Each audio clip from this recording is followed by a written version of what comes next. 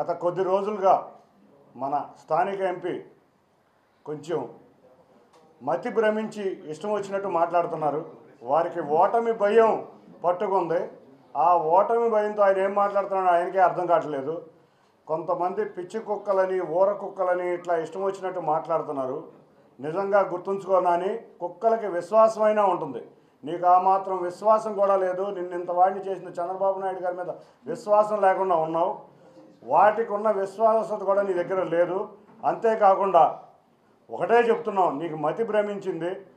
పక్షులు ఒకే రకం పక్షులన్నీ ఒకే గూటికి చేరినట్టు సైకోలన్నీ ఒక సైకో పార్టీ చెంతకు చేరినాయి. కాబట్టి మీరందరూ ఏమి చేసినా రాష్ట్ర ప్రజలు వాళ్ళ చంద్రబాబు నాయుడు గారిని ముఖ్యమంత్రిని చేయాలని ఎంతో ఆతృతతో ఎదురు చూస్తున్నారు. తప్పకుండా రాష్ట్ర ప్రజలు చంద్రబాబు నాయుడు గారిని 175 నియోజకవర్గాల్లో 165 నియోజకవర్గాల్లో పైగా ఉమ్మడి తెలుగుదేశం జనసేన అభ్యర్థులు గెలవబోతున్నారు. అంతేకాకుండా ఆశ్చర్యకరమైన రీతిలో పులివెందుల్లో కూడా జగన్ ఓడిపోబోతున్నారు. మీరు గుర్తుంచుకోండి, ఇవాళ ప్రజలకే కాదు ఆ పార్టీలో ఉన్న వ్యక్తులకు కూడా అర్థమైపోయింది వైసీపీ ఓడిపోతుందని.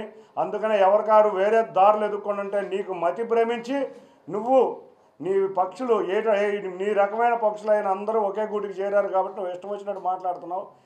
నువ్వు గుర్తుంచుకో, నువ్వు 3 లక్షలతో ఓడిపోతున్నావు. అందరికన్నా నీకే ముందు తెలుసు. నువ్వు అనుకున్నది నీ ద్వారా మళ్ళీ నువ్వు ఎదురుగా ఇది చేయటం నీకు అలవాటు.